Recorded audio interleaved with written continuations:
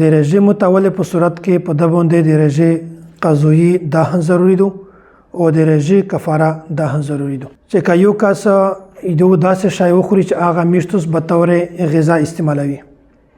یا میشتوس یې به طور دوا استعمالوي د دوایي په طور باندې هغه شی یو کس قصدن یې وخوري نو په داسې صورت کې دغه باندې د رژې قضایي هم ضروري ده او د رژې کفاره هم ضروري ده. دا خبره مو مخکې بیان کړې وه چې د کفارې تعلق صرف د رمضان مبارک د میاشتې سره دی. که یو کس د رمضان مبارک میاشتې نه علاوه بله میاشت کې نفلي روژه نیسي یا قضایي روژه نیسي او که هغه داسې قصدن موته کو بیا ولته کفاره نشته. کفاره صرف د رمضان مبارک د میاشتې سره د دغه تعلق دی. دومره خبره که چا د رمضان مبارک په میاشت کې قصدن هم بستري وکړله د خپلې ښځې سره نږدېوله یې وکړه